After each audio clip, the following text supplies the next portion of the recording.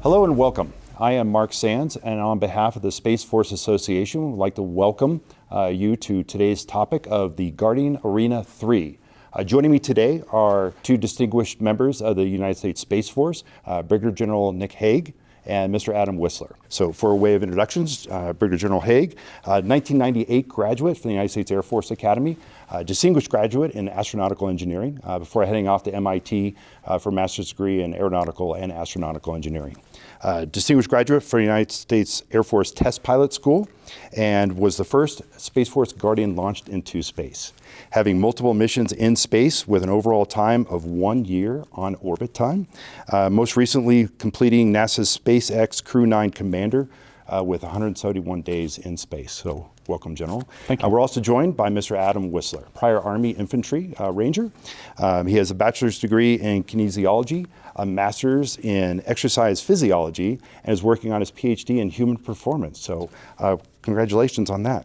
You're currently a strength and conditioning specialist at the Schriever Space Force Base Guardian Resilience Team effort there, and you're the main planner for the activities that are going to go on in Guardian Arena 3. So very interested in finding out what you have in store. So welcome both of you for this opportunity to talk about the arena. The Guardian Arena 3 is an annual event put on by the United States Space Force.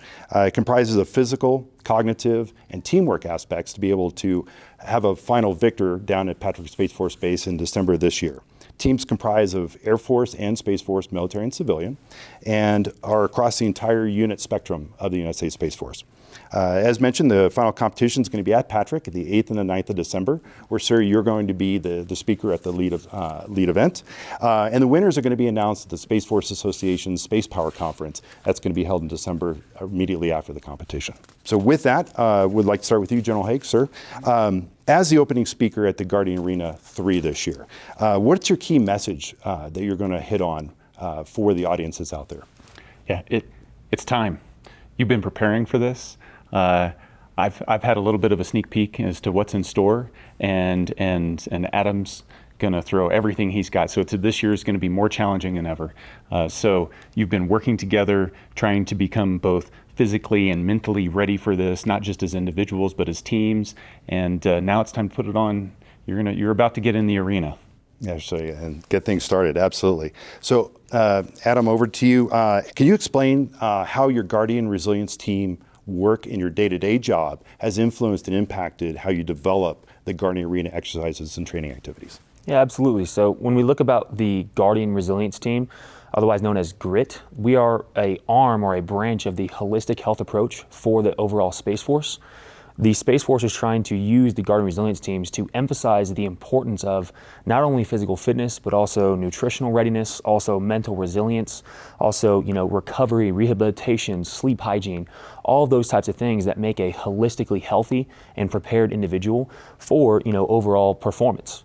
And so when we think about how those themes tie into the overall event or preparation for the Guardian Arena, it's when you are trying to be the best version of yourself, physically, mentally, professionally, all of those types of things, the Guardian Resilience Teams were created to help individuals be the best versions of themselves and then put that to the test in the actual main event of the Guardian Arena. When we think about the Guardian Arena, we have cognitive performance specialists on the Guardian Resilience Teams. We have a strength and conditioning coach. We have physical therapists, mental health providers, and then team leads. And all of those individuals are there, ready, prepared, and willing to help you prepare for that Guardian Arena challenge and help you, become the best version of yourself to get ready to compete. And so at the Guardian Arena, we'll put all of those types of things to the test, and you certainly need to be ready to test all of those areas.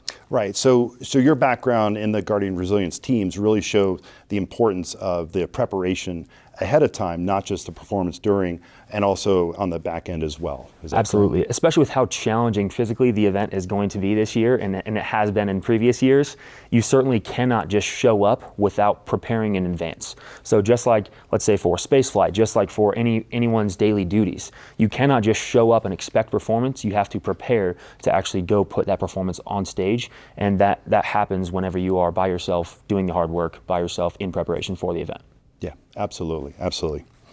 General Hague, so being the first Guardian to launch into space, which is absolutely fantastic, how would you relate the training experiences you went through as a NASA astronaut, the skills and training, how those relate to success within the space domain and what we're trying to showcase here in the Guardian Arena.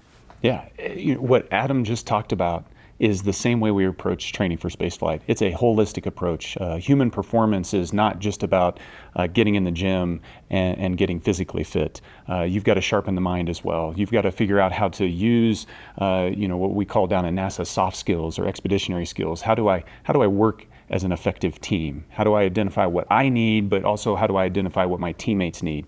Being willing to ask for help and give help. Those types of behaviors we work on throughout our entire training approach. An example of that. We want to get together as a crew and we want to figure out how to gel. Well, let's do that in a really physically taxing environment and mentally taxing environment. So we use the National Outdoor Leadership School. I was trudging through waist-deep snow, pulling a sled that was probably 80 pounds, along with my crewmates doing the exact same thing, going from mountain peak to mountain peak in Wyoming for a week, trying to achieve our objective and get to the place where we wanted to go, but then also trying to figure out, okay, someone needs to shed a little weight, somebody needs to help, and together we figure out how to make that work.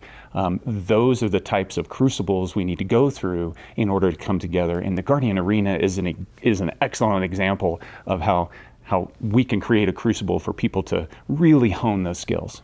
Absolutely, yeah. So it's not just the individual, it's that team aspect that's really going to create success moving forward. The only thing that matters is team success. Right. Absolutely. With that in mind, as you develop these activities, how do you approach the structure? Specifically, how are you working on the different types of challenges to highlight exactly the team effort, even though you're doing it constructed with a bunch of individuals to get at that approach? How do you design it with that in mind? Yeah. So when we think about the design components, we do absolutely want to emphasize that teamwork component. And so whenever we're thinking about creating physical challenges and then tactical challenges, we have some stations that are physical only, some stations that are tactical only, and then some stations that are actually integrated or blend the physical and tactical within the same time domain. And so let's say for a team of 3 to embark on a pretty tremendous physical challenge, let's say within 15 minutes, while also having to do a tactical challenge, for example, maybe a cyber problem set, a couple multiple choice questions, or having to decipher some information and then put that information into practical application, you may identify the strengths and weaknesses of your team to then say, how are we going to attack this problem set? Because if the physical challenge is strength, or if the physical challenge is endurance, and I have someone on my team who is very strong, and I have someone on my team who has a high degree of endurance, and then I have someone who's an expert in cyber, then great. Somehow they're well prepared for that competition or that specific station.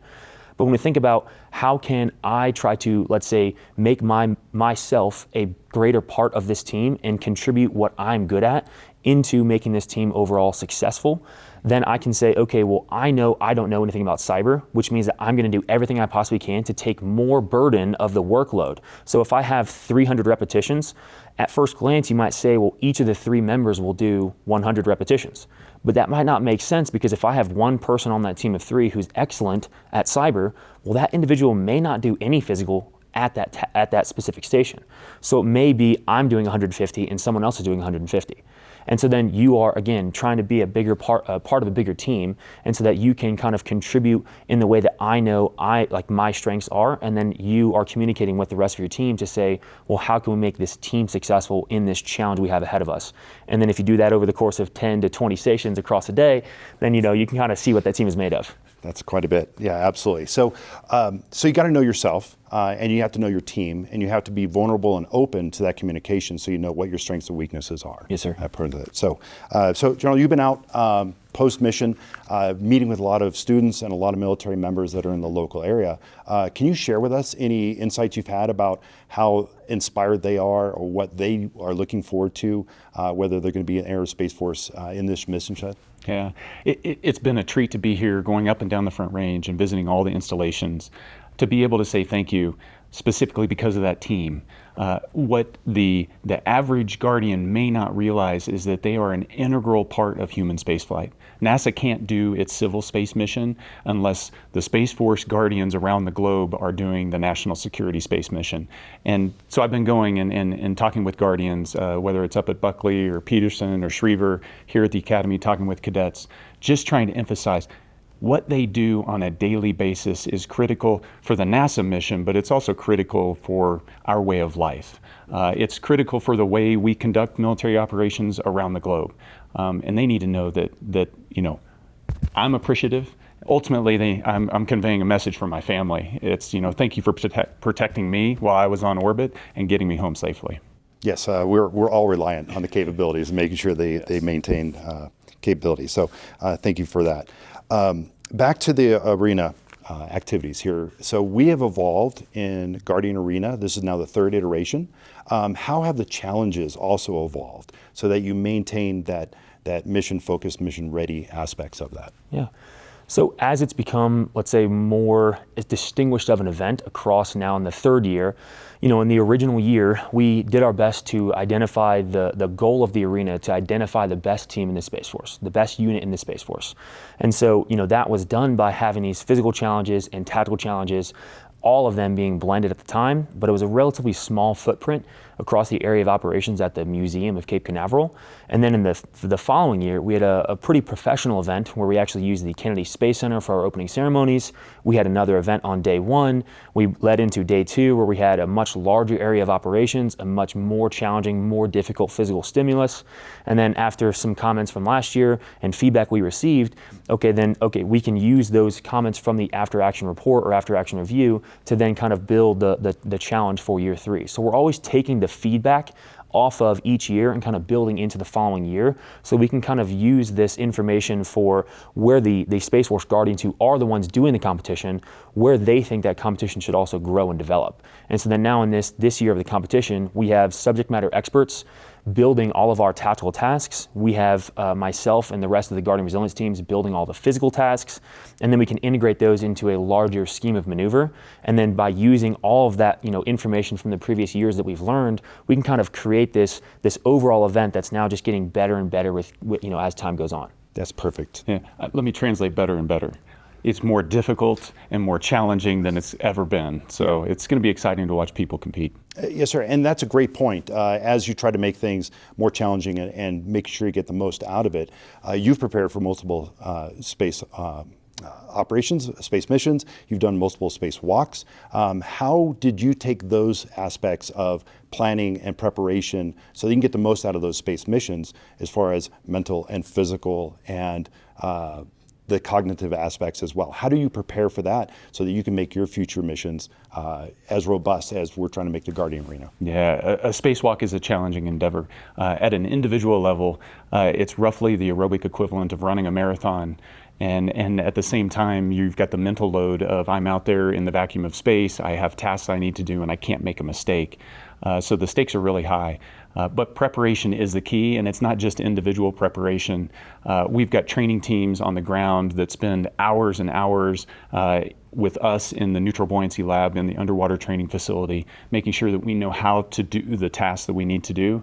But it's not just that. For instance, the most recent spacewalk I performed, I never practiced those, some of those particular skills until I did them on orbit. I had teams on the ground about 6 months before we ever did those things, developing the procedures, getting things ready. So the preparation is absolutely key.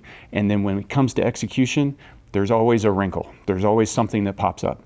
And it's not just me trying to figure it out in the moment, it's the entire team, the two of us outside, as well as the hundreds on the ground that are doing the real-time engineering analysis and coming up with the right way to go forward. It's really fun when you're in that mix. You're part of that orchestra playing your instrument, but everybody else is adding to it, and you really feel this it's an exciting sense of accomplishment. That's great. Relative to the spacewalks, again, you mentioned you had not practiced those activities prior to. Mm-hmm. The same kind of challenges we have Guardian Arena. Can you talk about any of the challenges you faced, maybe on that spacewalk or on this latest mission, that can be relatable to that of how you overcame that and what that challenge was? Yeah, if I think we're humans, we make mistakes. And so one of the biggest aspects is if I make a mistake, how do I learn from it in the moment and then continue on and get better? And so if I think back to that last spacewalk that I did, There was we have a tool where it's an electric screwdriver essentially, and I had a wrong setting in there, and I applied the wrong torque to a bolt. And so that's a mistake, and it happened early on. How it happened, I don't know, but it happened. And so then it's take a pause, take a beat, reflect, try to move forward, shake it off so that I don't carry that into the team. But then my team rallies around me and says, okay, well, this is the way we can go forward. We can manage this. And so that's where teamwork really comes in, is when somebody stumbles, you've got teammates there to pick you up and push you forward. That's excellent. That's excellent. And Ms. Whisler, so as you're divining and coming up with these ideas for these challenges, how do you take those types of those mental and physical challenges so that you almost want them to get to a point of near failure or failure? And then how do you encourage them and inspire them to go through that to complete the task, to get through, to stay on focus so that they're combat ready and ready to go? Right. That kind of gets to how we develop those tactical and cognitive challenges. So I have a counterpart on the Guardian Resilience team. Her name's Kathleen Oswald. She's at the Peterson Guardian Resilience team. She's a cognitive performance specialist. And so she works with all those subject matter experts to create tasks that are relevant to the actual space power discipline that they're coming from, and then also that they are appropriately designed for the difficulty level that we're trying to stimulate. And so, for example, some of the challenges may have a physical and tactical within the same time domain, but some of those physical challenges might be synchronous repetitions where me and somebody else have to be doing the repetition side by side in the exact same movement pattern at the exact same time, which means that you only have one person on the far side, maybe 20 meters away, working on a tactical packet. And so I can actually separate them and make it so it's a little bit more of a demand from communication, a little bit more of, we need you to actually go through your hasty planning process and say, well, hey, this is the individual that's going to be placed over there 20 meters away from us, and we kind of maybe can't, go talk to them. We can't switch as efficiently on the physical, synchronous repetitions as we could at some other stations, right? Where it might be just physical. And so again, it kind of goes toward that communication element. It goes toward this hasty planning. It goes toward, how do we react to contact? What if someone, let's say, does that station as their 15th station of the day, and they thought previously that they would be able to be that guy who is going to take part in that physical event and do all the physical, but maybe they've done that at every other station before then. So then they have to admit, hey, maybe I can't do this right now.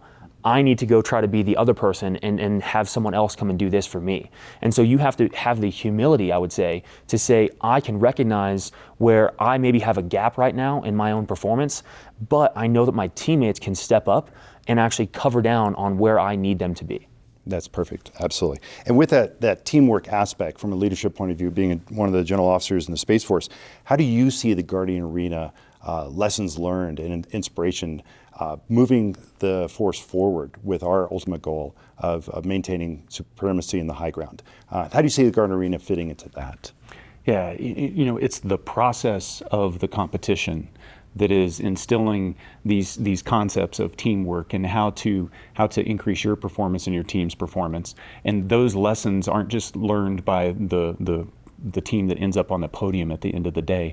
They're learned by everybody that participates all the way up there. And so those also carry back into the units. And they just help put an exclamation point on the importance of this idea of teamwork and holistic performance. And as we perfect that, we're just going to become a better service. Absolutely. Absolutely. That is the goal. That is the goal. And as you've done multiple Guardian Arenas, and you've talked a little bit about the inspiration, where do you see the challenges going? Do you see the same types of evolution, or is there a different mindset that you're already thinking about moving forward? Not to give too much away to future participants or challengers, but can you talk a little bit about what, I know you got the 5-meter target with the December event. What's beyond that? How do we move forward? Well, I think when we look at the Guardian Arena overall, again, it's become better and better throughout the years. Maybe more difficult, but better and better throughout the years, both tactically and physically, right? But that's always, through this iterative process of conducting an event with a high degree of planning, doing everything you can, and then just react to contact because it's not going to go the exact way that you thought it would. And so then after that, you get the feedback from your planning team, you get the feedback from everybody who embarked on those challenges, and then you use that feedback to improve upon the next year. So I think when I think about the short-term target in the December competition for 2025, Yeah, absolutely. We're going to take those lessons learned from the last 2 years and apply those and make a better event for this year. And then we'll take, something is bound to go wrong in 2025 as well. And then we can go and conduct that after action review again and then say, okay, well, how can we make 2026 better? How can we make 2027 better? And so then I think it's just always being willing to recognize that no plan you create, regardless of how much effort we put in, will ever be perfect, right? Something will go wrong at some point, but it's going to matter more how you react to that and then say, okay, here's how I'm going to take those lessons learned and apply those to the future iterations. Yeah, those lessons learned are critical moving forward. So, General, the Guardian Arena does aim to link those military skills of being combat ready and esprit de corps through healthy competition. When you look at how the Space Force is evolving, what do you see as kind of the future challenges that we're going to be facing, either in the astronaut corps at NASA or in the Space Force as well? Yeah, the Space Force mission set is growing, without doubt. It's growing exponentially, and the demands that we're going to ask out of Guardians are only going to increase. And I've been lucky to be a beneficiary of holistic, this holistic approach to integrated human performance at NASA. As we prepare for missions, I have a functional equivalent of a grit supporting me, and so I've seen the outcomes if you embrace this approach, how successful you can be. Working on the International Space Station, the NASA civil mission of exploring space, it happens because we take this approach. And so I know as we instill this and refine it and help the rest of the Guardians embrace this approach, we're going to be successful in the future because I know the outcomes are positive. So with the conclusion of Guardian Arena 3, what is your expectation as someone that's developing this construct? What's the expectation of the participants post-competition after they go back to their units? One of the things we want to emphasize is we've talked a lot about the lessons learned from our planning team. But what about the lessons learned from you as a competitor and you as a team of competitors? We don't just want this to be this transient, I go compete and then I wait until the next year. We want you to take those lessons learned of improvements in communication, how to react to an adverse situation, how I can, let's say, embark on the challenges with a knowledge of my own strengths and weaknesses and the strengths and weaknesses of the rest of my team, and then apply those leadership lessons to their units. So one of the things General Hague and I talked about 2 days ago when we were talking about Guardian Arena is how we want these competitors to go back to their unit and share those lessons learned and keep the conversation going. Encourage people to compete in future iterations of the competition, encourage them to share those lessons learned. How can I improve my own leadership style? How can I improve the leadership style of maybe some of my subordinates or other team members? And so it's more about, let's say, taking back those lessons learned and then taking back their lessons and applying those to their unit. Yeah, so it does not end at Correct. At Patrick. Yeah, there's work afterwards. Absolutely. Perfect. General, final words on your view of what's going to be happening in December. Yeah, no, I'm excited for it, and there's going to be a lot of preparation that the teams are making over the next few months, but I also want to just congratulate everybody that put themselves out there. It takes courage to compete in the regional competition and try to qualify for the Guardian Arena, and congratulations. You learned something in that process, so you can follow Adam's advice and go back and share that with your units. I'm looking forward to being down there in Florida here in a few months and witnessing it firsthand. Fantastic. Well, we look forward to seeing you down at the main event. And again, the victor will be announced at the Space Force Association Space Power Conference 10 to 12 December. And thank you very much for joining us today. Well, that concludes our time today with General Hague and Mr. Whisler. On behalf of the Space Force Association, I'm Marc Sands. We look forward to seeing you all at the Guardian Arena 3.